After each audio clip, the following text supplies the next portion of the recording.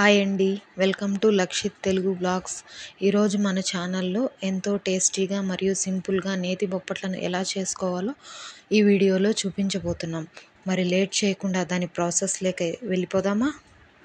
ముందుగా ఒక గిన్నె తీసుకొని అందులో ఒక గ్లాస్ వరకు శనగపప్పును తీసుకోవాలి. తీసుకున్న పప్పును 2-3 సార్లు శుభ్రంగా కడిగి 1 గంట పాటు పప్పును నాననివ్వాలి. 1 గంట తర్వాత చూస్తే పప్పు అంతా చక్కగా నానిపోయి ఉంటుంది. ఇప్పుడు ఒక కుక్కర్ గిన్నె తీసుకొని అందులో మనం నానబెట్టిన పప్పు అంతా వేసుకొని తగినన్ని నీళ్లు పోసి కుక్కర్ మూత ఉంచి స్టవ్ మీద పెట్టి 3 విజిల్స్ వచ్చే వరకు కుక్ చేసుకోవాలి. ఈలోపు మనం పిండిని అయితే తడిపి ఉంచుకుందాం.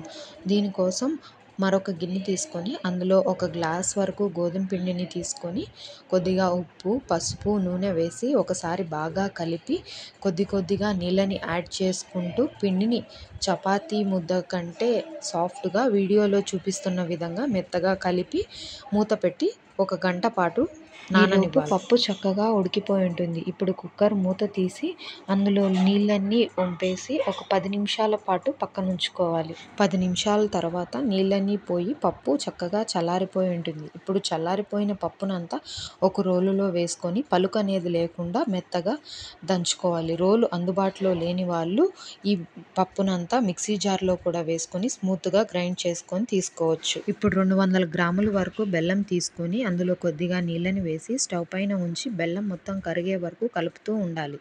బెల్లం కరిగిన తర్వాత మనం ముందుగా దంచి ఉంచిన పిండిని అందులో వేసి బెల్లం పాకం అంతా పిండికి బాగా కలిసేలాగా మిక్స్ చేసుకోవాలి.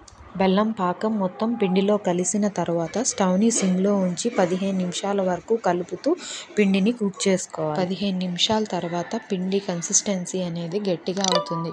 ఇప్పుడు స్టవ్ ఆఫ్ చేసి అందులో 2 టేబుల్ స్పూన్ల వరకు నెయ్యిని యాడ్ చేసి పిండిని పూర్తిగా చల్లారనివ్వాలి. పిండి పూర్తిగా చల్లారిన తర్వాత చిన్న ఉండల్లాగా చేసుకొని పక్కన ఉంచుకోవాలి. ఇప్పుడు కొద్దిగా గోధుమ పిండిని తీసుకొని మనం ముందుగా ఉండల్లాగా చుట్టుకున్న శనగపప్పు మిశ్రాన్ని అందులో ఉంచి వీడియోలో చూపిస్తున్న విధంగా రౌండ్గా చుట్టుకోవాలి. ఇప్పుడు ఒక బటర్ పేపర్ తీసుకొని మనం రెడీ చేసిన ఉండను అందులో ఉంచి వీడియోలో చూపిస్తున్న విధంగా పల్చగా ఒత్తుకోవాలి.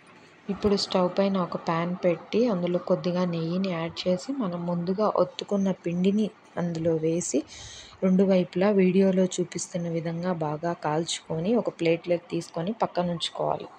ఇదే విధంగా మిగతా బొప్పట్లన్నీ కూడా చేసుకొని ఒక గిన్నెలోకి తీసుకోవాలి.